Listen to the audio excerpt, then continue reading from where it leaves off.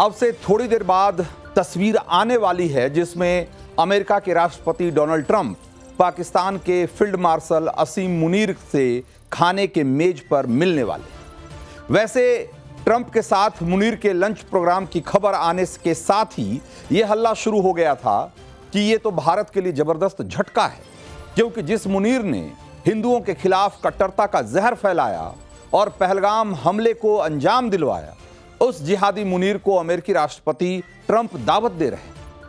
हालांकि जो लोग मुनीर ट्रंप के लंच प्रोग्राम को भारत के लिए झटका मान रहे हैं, वो एक बुनियादी भूल कर रहे हैं।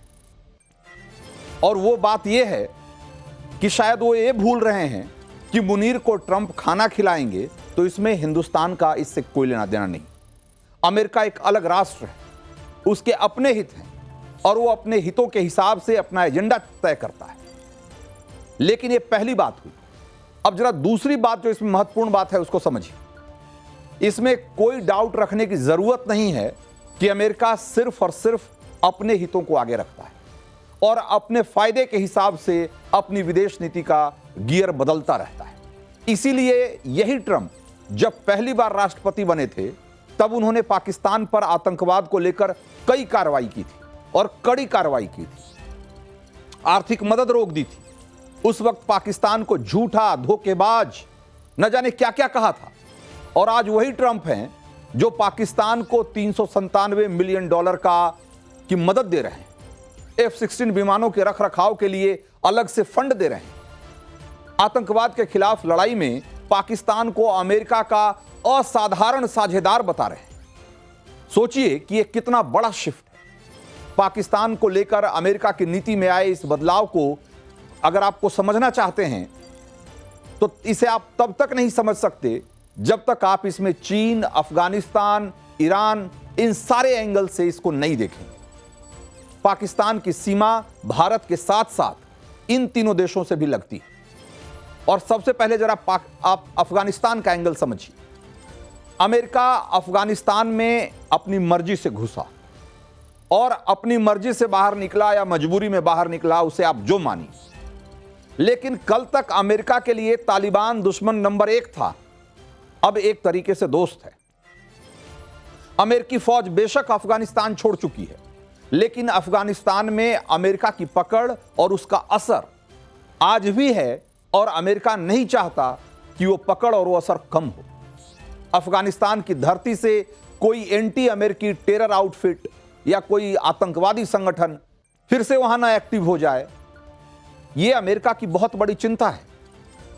अमेरिका की चिंता यह भी है कि वहां चीन ज्यादा तेजी से अपने पांव न जमा ले। इसलिए भी अफगानिस्तान से बॉर्डर शेयर करने वाले पाकिस्तान को अमेरिका अपने करीब रखना चाहता है।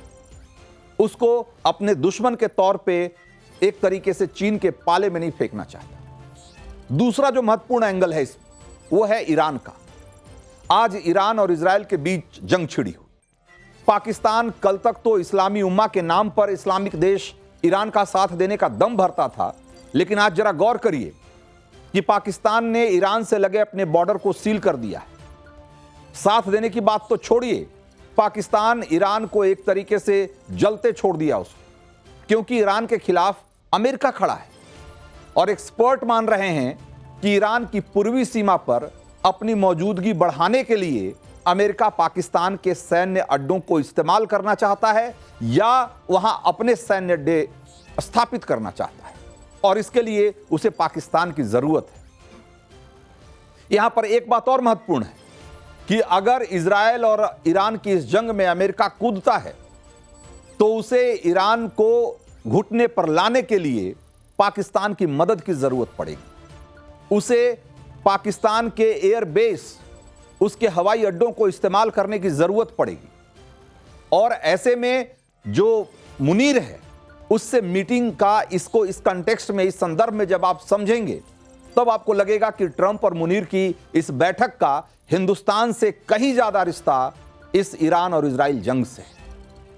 क्योंकि अगर पाकिस्तान के सैनिक जो इंफ्रास्ट्रक्चर है, जो मिलिट्री इंफ्रास्ट्रक्चर है, अगर उसको इस्तेमाल करना है तो वहां की सेना को, वहां के जनरल को अपने साथ रखना जरूरी है। और ट्रंप इस बात को समझते हैं, इसीलिए मुनीर के साथ आज लंच कर रहे हैं।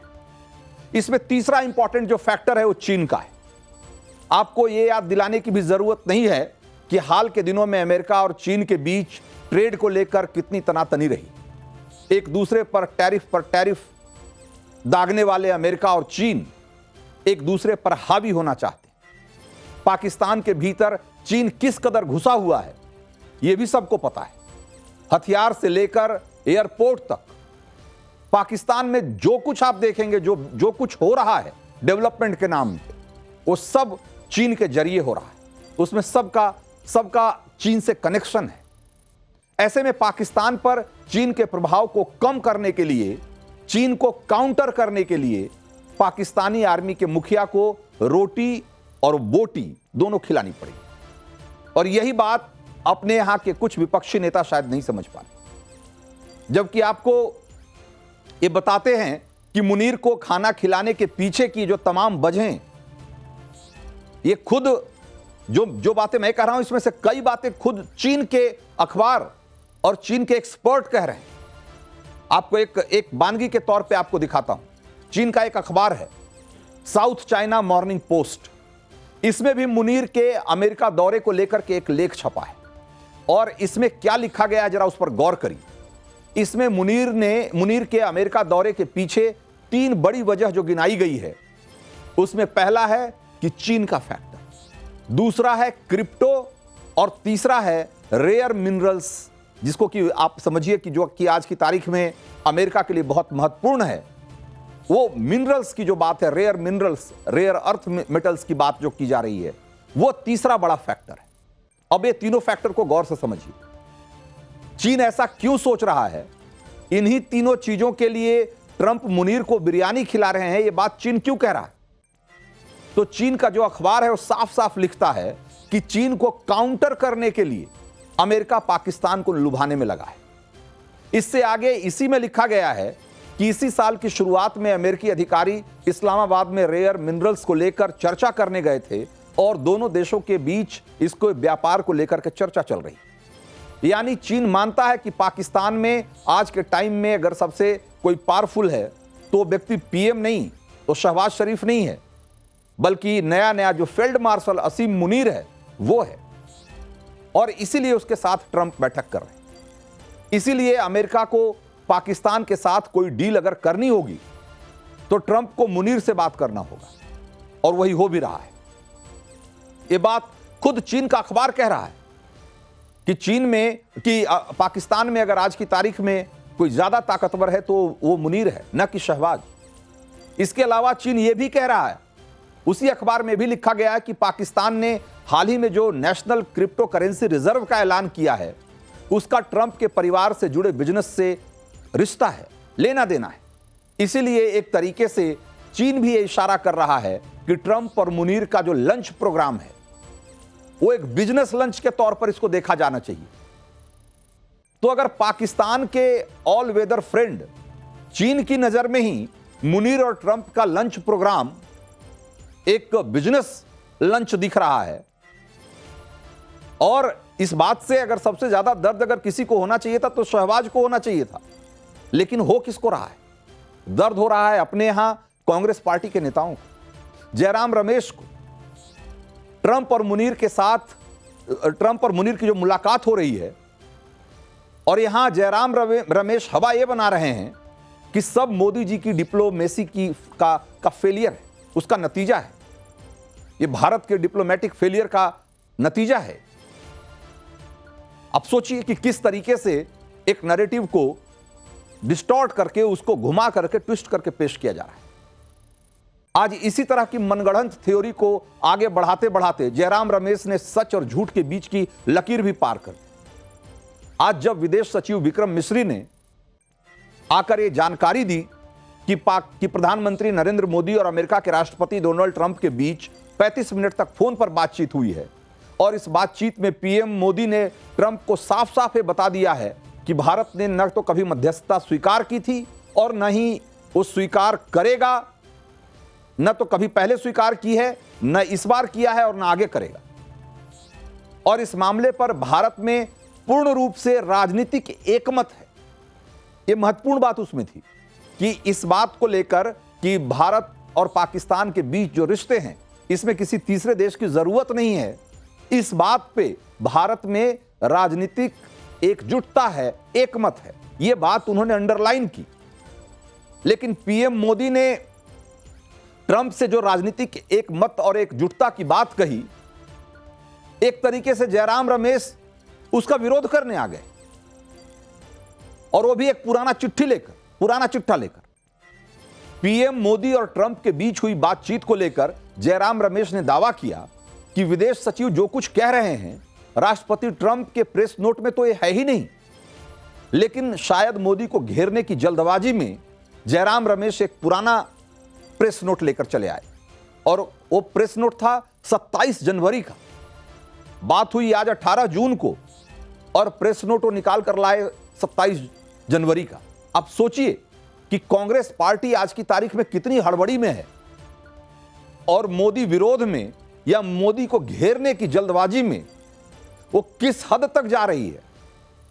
वो ये भी नहीं चेक करने की जरूरत समझ रहे हैं, जहमत नहीं उठा रहे हैं कि वो जो कह रहे हैं वो असली है या फर्जी है।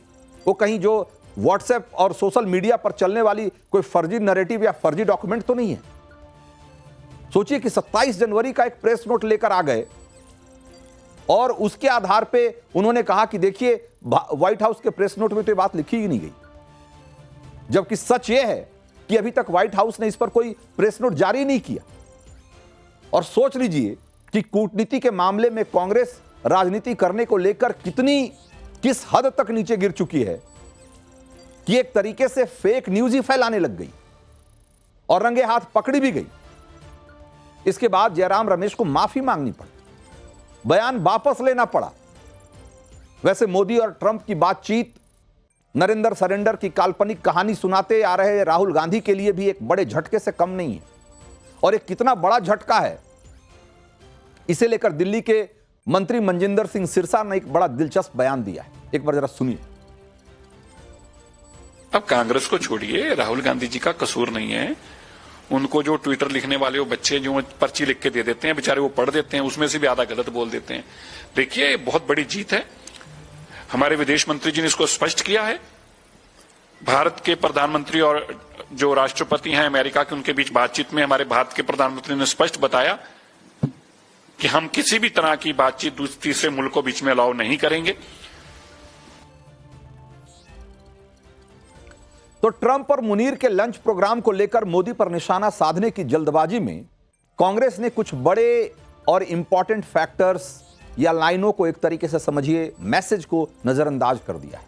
और इस मैसेज को समझना जरूरी है, ये आपकी और हमारे लिए इस बात को समझना जरूरी है। पहला मैसेज तो ये है, पहली बात जो इसमें महत्वपूर्ण थी वो ये कि कांग्रेस ये बात भूल गई कि मुनीर से मुलाकात से पहले ट्रंप ने खुद कॉल करके मोदी से बात की, और इसी बातचीत में पीएम मोदी ने क्लियर कर दिया कि ऑपरेशन सिंदूर पर न ट्रंप से बात हुई है और न उनके डिप्टी जेडी वांस। यानी कि मोदी ने, समझिए कि ट्रंप को आईना दिखा दिया सीधे सीधे। मोदी ने ट्रंप के मुंह पे बात कह दी, जो बात ट्रंप पिछले कुछ हफ्तों से लगातार फैलाने की कोशिश कर रहे थे, जो मैसेज दुनिया को देने की कोशिश कर रहे थे कि भारत और पाकिस्तान के बीच ये जो हमने जंग रुकवा दी है उसका सारा क्रेडिट हमें जाता है, अमेरिका को जाता है, ट्रंप को जाता है, जेडी वैंस को जाता है। उस फर्जी नैरेटिव को ट्रंप के मुंह पे ही खारिज कर दिया मोदी ने। उन्होंने कहा कि इसमें आपका और जेडी वैंस का कोई रोल नहीं था। गौर करिएगा।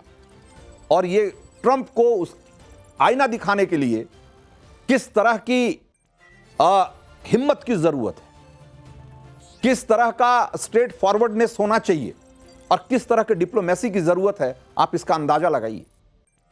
दूसरी बात, मोदी के कॉल ने विपक्ष की तरफ से फैलाए जा रहे इस कंफ्यूजन को भी दूर कर दिया है कि ट्रेड को लेकर भारत और अमेरिका की कोई बातचीत हुई थी। भाई ट्रंप ने यही माहौल बनाने की कोशिश की ना कि जो भारत पाकिस्तान के बीच जो जंग रुकी है वो हमने इस शर्त पे रुकवाई है कि हम आपके जो हमने जो टैरिफ लगाया है वो हम कम कर देंगे, और इन दोनों देशों को हमने कहा कि हम आपको ट्रेड में प्रेफरेंस देंगे, व्यापार में आपको हम सहूलियत देंगे अगर आप जंग रोक देंगे। तो एक फर्जी नैरेटिव बनाने की कोशिश की ट्रंप ने, मोदी ने इसको भी नकार दिया।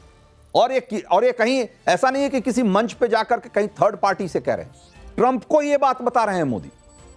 तीसरी बात, पीएम मोदी ने यह भी स्पष्ट कर दिया कि सैन्य कार्रवाई रोकने पर बातचीत भारत और पाकिस्तान के बीच सीधे सीधे उनके डीजीएमओ लेवल पे हुई थी और दोनों सेनाओं के मौजूदा चैनलों के जरिए यानी कि डीजीएमओ लेवल पर हुई थी और पाकिस्तान के रिक्वेस्ट पर बातचीत हुई थी, न कि अमेरिका के कहने पर। यानी कि इस पूरे सीज फायर में अगर किसी का रोल था तो पाकिस्तान के डर का रोल था।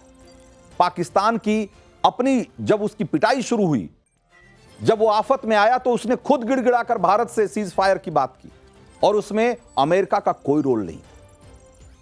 चौथी महत्वपूर्ण बात, मोदी ने यह भी क्लियर कर दिया कि आज का भारत अपनी शर्तों पर आगे बढ़ता है। आज का भारत किसी और के हिसाब से नहीं चलता और आज का भारत वही फैसला लेता है जो भारत के हित में है। और इस बात की तस्दीक अमेरिका के राष्ट्रपति डोनाल्ड ट्रंप भी कई बार कर चुके हैं। उन्होंने भी कहा है कि मोदी उनसे भी ज्यादा टफ निगोशिएटर है, उनसे सौदेबाजी करना कोई आसान काम नहीं है। और मोदी ने ट्रंप से हुई बातचीत में आज इस बात को साबित भी कर दिया, जब उन्होंने खुलेआम कहा कि ऑपरेशन सिंदूर अभी हमने स्थगित किया है, खत्म नहीं किया है।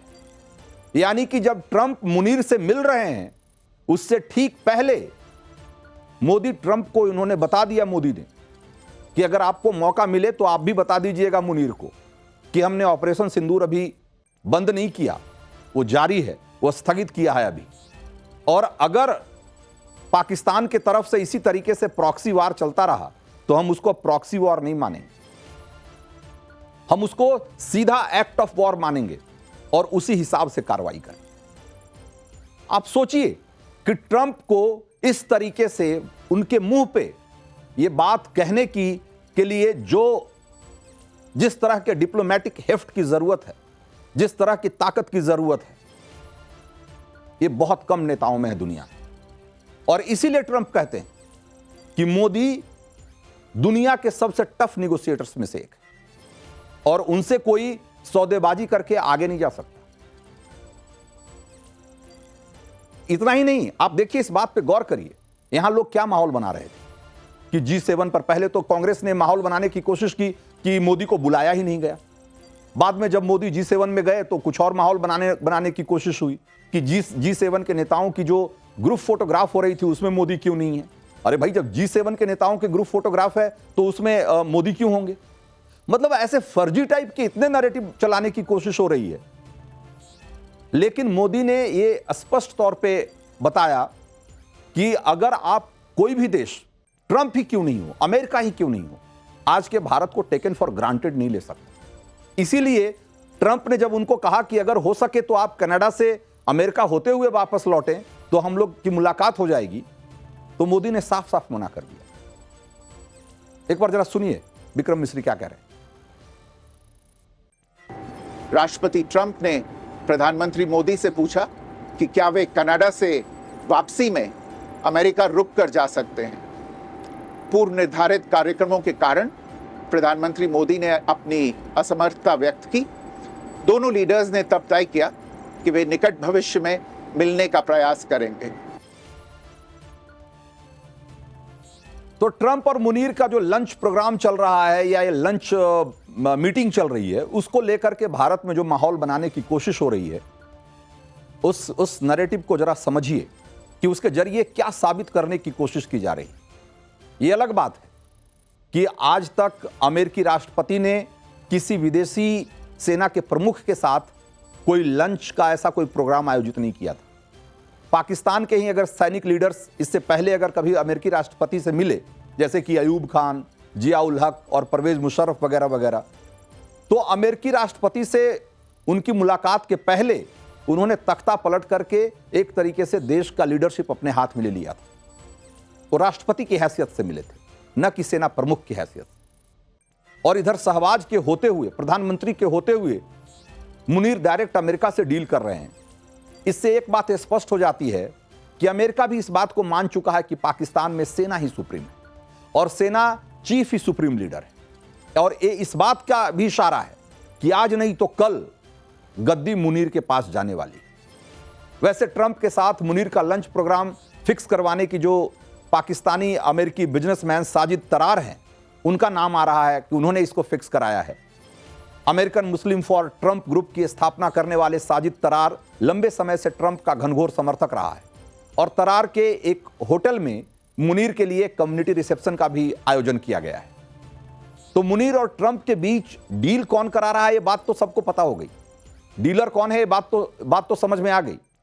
लेकिन डील क्या हो रही है, इसको लेकर के एक और थ्योरी सामने आ रही। बताया यह जा रहा है कि ट्रंप प्रशासन पाकिस्तानी सेना को खुफिया जानकारी जुटाने और जासूसी के काम सौंप रहा है और सूत्रों के मुताबिक पाकिस्तान की खुफिया एजेंसी ISI के लगभग 300 एजेंट को पहले ही ईरान पाकिस्तान जो बॉर्डर है उस पर जासूसी का अभियान चलाने का काम सौंप दिया गया है, जो लगभग 909 किलोमीटर तक जो फैली हुई सीमा है, वहां से जो इंटेलिजेंस जुटाने का काम है।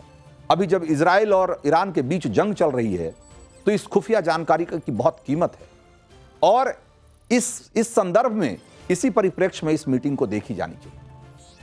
वैसे भी पाकिस्तान का आटा गीला हो चुका है, कंगाली की हालत है, ऊपर से भारत ने पानी रोक रखा है। ऐसे में मुनीर को मालूम है कि अमेरिकी खैरात अगर पानी है तो किराए की फौज की तरह काम करना पड़ेगा और वो वही कर रहे हैं।